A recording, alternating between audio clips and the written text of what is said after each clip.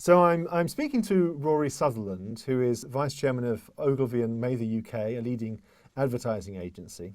And Rory's been one of the pioneers of behavioural science in the context of commerce in the UK and globally. So, Rory, one of the things that you've been very interested in is the difference between perception and reality, or whether there is such a difference in the context of the goods that people buy that are advertised to them and their appreciation of them. Can you say a little bit about how it is that there can be quite a gap between the sort of raw properties of a good and what people are willing to pay for it and how much they value it? Well, I think we like to believe there's a very stark distinction between something's intrinsic value and then what's sometimes referred to in marketing as added value. And the idea is you have a good which has its own intrinsic value, and then by adding a bit of magic marketing fairy dust, you can allow people to see it in a way that just makes them value it a little more. I think if you get philosophical about this, you have to ask the question of, is that distinction? Is it actually possible to make that distinction at all? Ludwig von Mises, who's one of the Austrian school of economists, makes the point that actually there is no sensible distinction to be made between the value created in a restaurant, between the person who cooks the food and the person who sweeps the floor. One person actually prepares the food, but the other person creates the environment in which it's possible to enjoy the food. And he would argue, very, very marketing friendly discipline, Austrian school economics, he would argue that since all value is subjective, it's completely wrong to make this distinction between the value created by manufacture and the value created by marketing. You could even go further and say, actually, what's the distinction between marketing and innovation? You could say that in a way there are two ways to actually do something remarkable in business, to do something significant. One of which is to find out what people already want and work out a clever way to make it. Another way is to work out what you're good at making and find out a way to make people want it. And you might argue, once you accept that value is subjective, the distinction is a false one. Although all of us, myself included, as consumers, like to believe we can make that distinction. Now, where that becomes more complicated is once you realize that human sensory perception is, first of all, it's very, very relative. It's not absolute. Secondly, our perception is much, much leakier than we like to think. We have a sensory apparatus which we believe can separate sight from sound, for example, that can separate bright things from dark things. What you see in reality is two things, one of which is that actually contrast has an immense effect on us. That we tend to perceive, and that includes not only things we sense in the conventional five or six senses way, it also includes things like price. But actually, whether something's cheap or expensive isn't really an absolute value. It depends on what you compare it to. So, for instance, I've got a friend who joined the RAC Club, and the RAC Club in London costs about £2,500 a year to belong to. And for most people, that is insanely, I mean, almost derangedly expensive. They go, I can go to a restaurant, I can stay in a hotel. Why would I pay £2,500 for this thing? This person says to me, he says, no, it's a bargain. He says, it's the best money I spend all year. His explanation is he's comparing it to the alternative, which is to buy a small flat in London. And his argument is, look, if I buy a small flat in London, first of all, the council tax alone, which goes nowhere, costs more than £2,500. He says, it's a crappy little flat. It's only got one bedroom. I've got to look after it myself. I've got to paint it and decorate it. And about 2 times a year, somebody rings me from the flat downstairs and says, there's a leak. Can you come over at 2 a.m. and stop your immersion tank from leaking into my clothes or whatever it is? He said, if I join the RAC Club, he says, I get 5 squash courts, a swimming pool, a Turkish bath, 4 billiard tables, 3 bars, 4 restaurants, a library, a garden. I can stay overnight in what's equivalent to a 5-star hotel for about 80 quid. I think you can actually stay overnight for less if you pay the guy to sleep in the Turkish bath. That's different. And he says, compared to buying a flat in London, this thing is an absolute bargain. So our concept of value is patently very, very relativistic. I always give the other example of Nespresso, which is actually a pretty expensive way of drinking coffee at home. It's probably about 20 times more expensive than drinking Nescafe. If you had to buy Nespresso in a jar like Nescafe, per equivalent amount of caffeine. It would be like buying a large jar of coffee for 80 quid. And we look at that in the shop and go, that's completely deranged. That's vastly more expensive than anything else. There's no way I'm going to do something mad like buy that. But when we have a machine, now, of course, it isn't fed by a jar, it's fed by individual capsules. And so when we put in an individual capsule, our frame of reference isn't Nescafe, because we don't know what a cup of Nescafe costs, unless you're really, really sad and do the maths. We don't know. So our frame of reference is now Starbucks. And we think, well, actually, it's 26p for this capsule, but that would cost me 2 quid in Starbucks. This machine's an absolute bargain. So that's one thing, is that even very simple things like price, where economists make the assumption that spending £1 is equally painful regardless of what we spend it on, fundamentally wrong-headed. I mean, it's a massive mistake. But also, if you take perception even further, it seems our perception is very, very leaky, that an enormous amount of kind of data compression, error correction, just simple dumping of redundant sensory data goes on as an unconscious process. So we don't actually distinguish between sight and hearing to the extent we think we do. Our brain tends to form a convenient, coherent narrative from sensory synthesis to a great extent. The McGurk effect, have a look at the video for the McGurk effect on YouTube if you want an example of this. But also, we don't actually separate, for example, the weight of a bottle of wine from how tasty the wine is. Making a wine bottle heavier makes the wine taste better. Making painkillers or analgesics branded makes them actually more effective as painkillers. Telling people that those painkillers are expensive makes them more effective. A huge part of the efficacy of drugs is nothing to do with what they contain. It's the color of the pill, and whether you take one pill that's big once a day or 3 little pills 3 times a day also has an effect on their actual efficacy. So we have to at some point come to the slightly uncomfortable realization that we don't live in the objective world. We live in a kind of fabricated, condensed world of our own mental imagining. Now, why that's so important is because an enormous amount of business effort and an enormous amount of effort by policymakers is expended on chasing some objective real-world metric. They think, well, okay, here is a measure of objective reality. If we can improve this measure, therefore we will make people happier and it will benefit humanity, change behavior, and so forth. The truth of the matter is that there are large objective measures which you can change, which may well, first of all, actually may have no effect on us. They may be massively non-linear and, in fact, non-monotonic. If we start to develop measures that have a psychological effect, things that will actually be noticed and appreciated, rather than assuming that the objective world translates perfectly into subjective perception, we can, I think, dedicate resources much more effectively and much more efficiently, and also massively cut back on waste.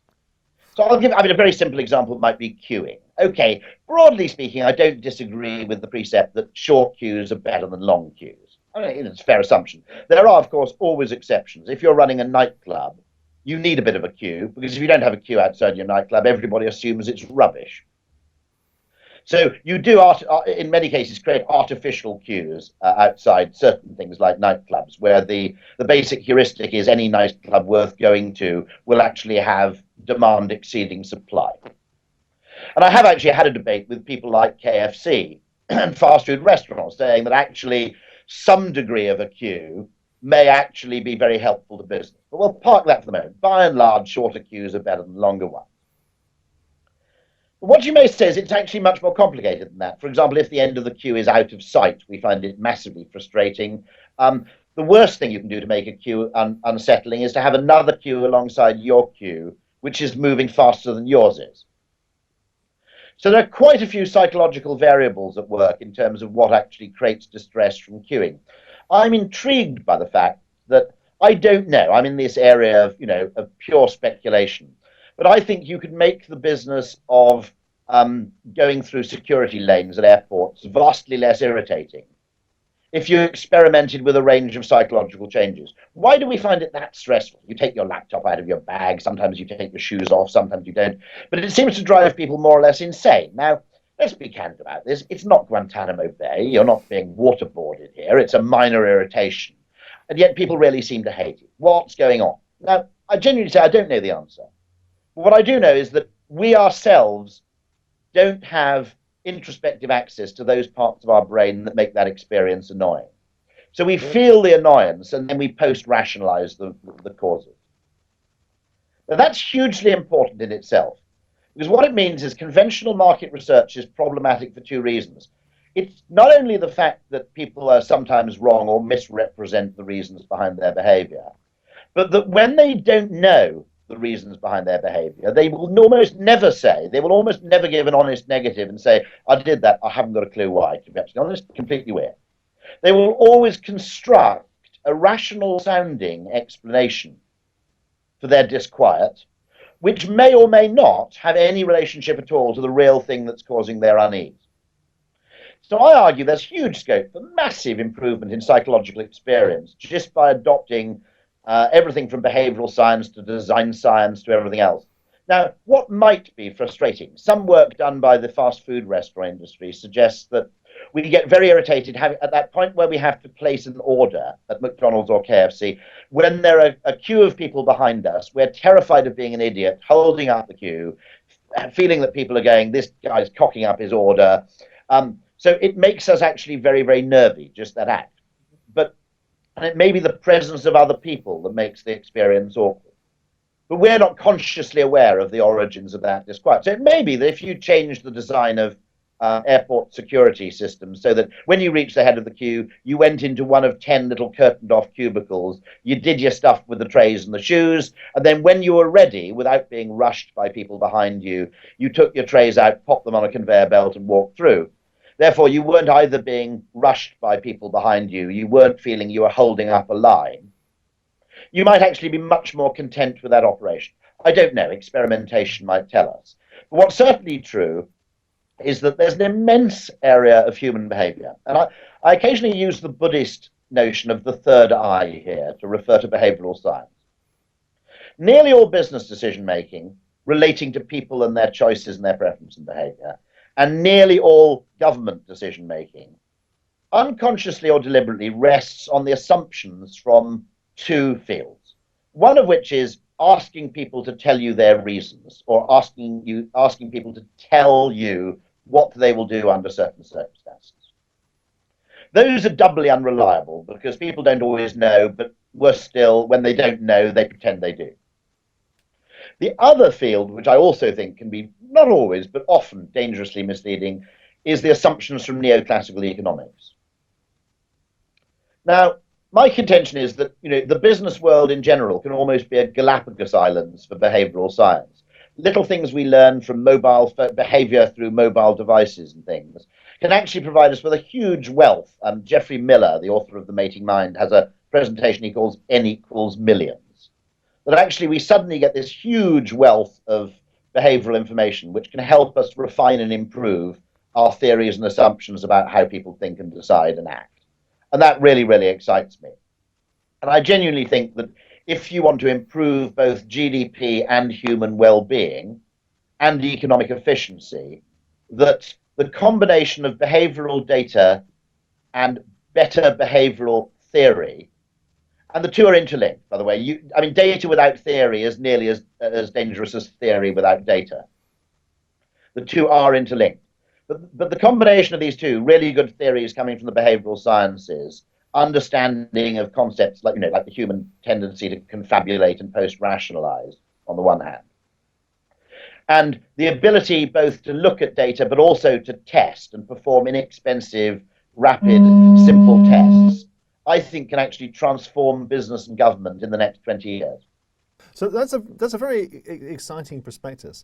And one of the issues it raises, I suppose, is that we need to consider throwing away the idea that there's a ground truth about subjective experience. So you say that one of the dangers is trying to focus too much on objective facts of length of queue and so on, and focus on subjective experience. But also imminent in what you're saying is that the subjective experience itself is something that we can't take as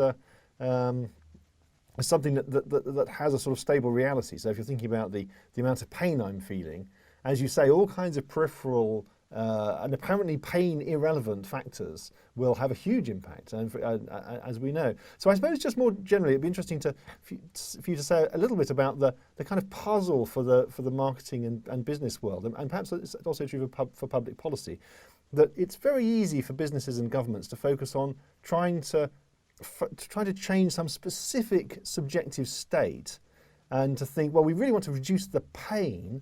But it may not be the pain that's really the problem, or at least the idea that there's a thing, the pain that we need to attack may not be such a problem. There may be other things that we should be targeting, distractions, other placebo effects, other things that make people's lives interesting, which make pain more easy to bear, and so on. I mean, is that sort of the direction you're thinking is going in? I can only adopt this policy by actually being deliberately mischievous, because most people are instinctively scandalized by the suggestion that you can improve the well-being of people by what are effectively psychological means. On the other hand, let's take a very simple example and a much bigger one. When you have an unpleasant cut on your hand, when you add TCP to it, or you put some sort of antiseptic on, it actually hurts more. But strangely, you feel good about the greater level of pain, because you've reframed that thing as now the pain is actually contributing to healing rather than being an unpleasant paper cut or irritation.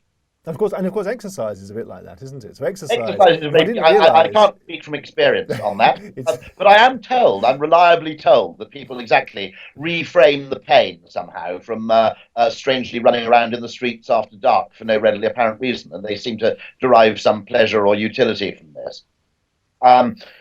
Patently, there are activities which are now performed for pleasure, which, to be honest, in the 19th century would have been regarded as atrocious drudgery.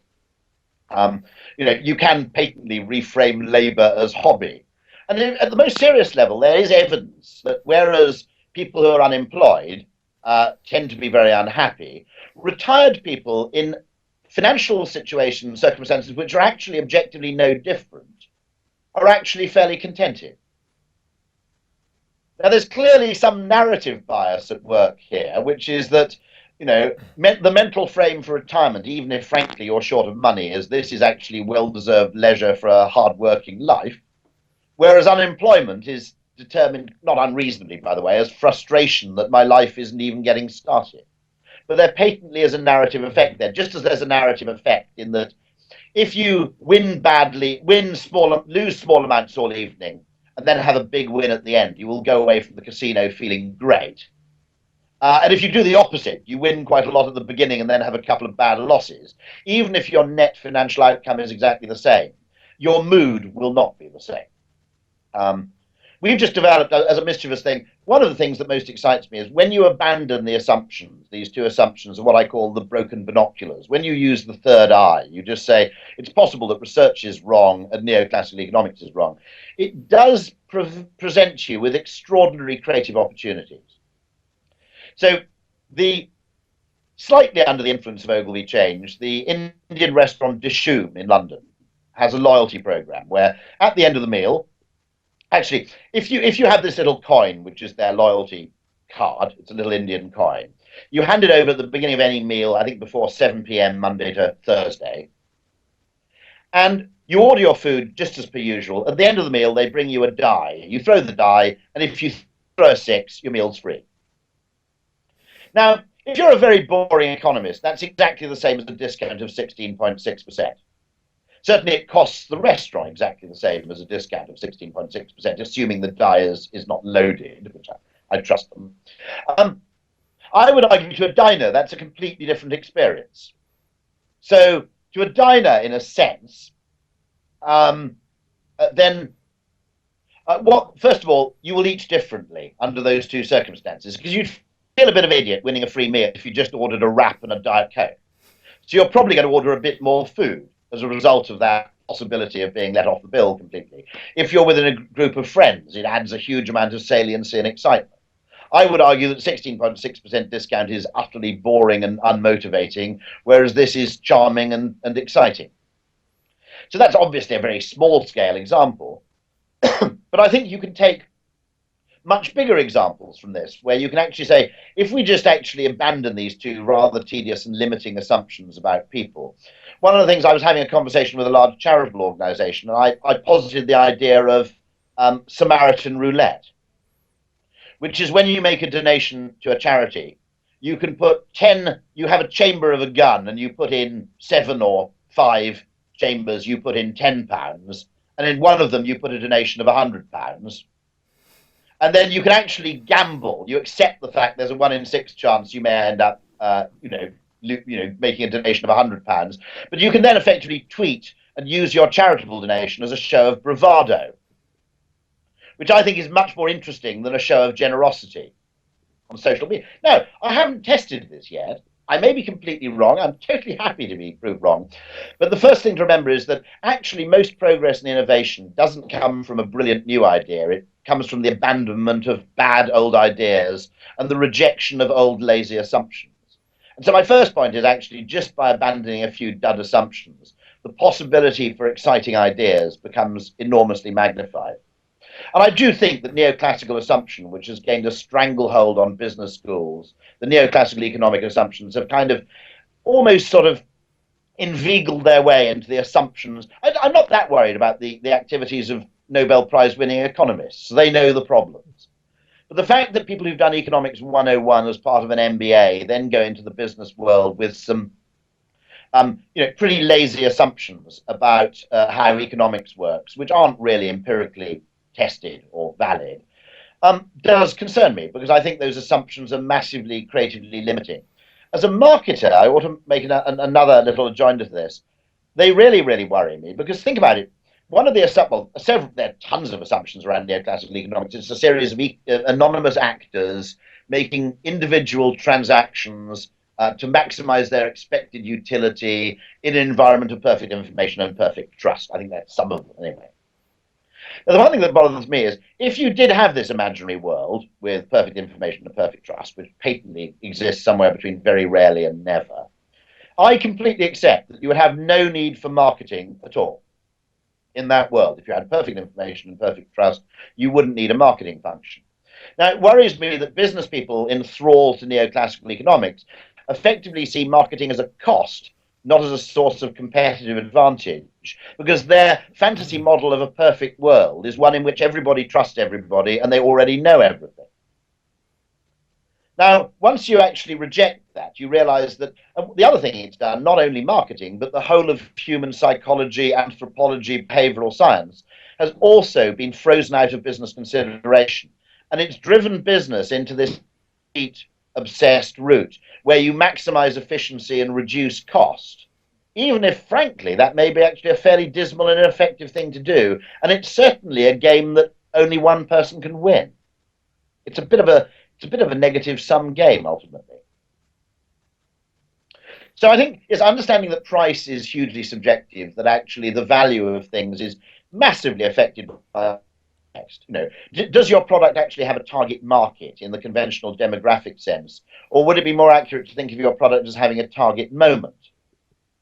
Those questions, I think, become enormously important, because I think the assumptions that have, in a sense, sort of polluted business thinking, not all of them wrong and not all of them unhelpful, they've simply become unhealthily dominant, have been an enormous brake on creativity and imagination. Rory, thank you so much. Absolute pleasure. Anytime.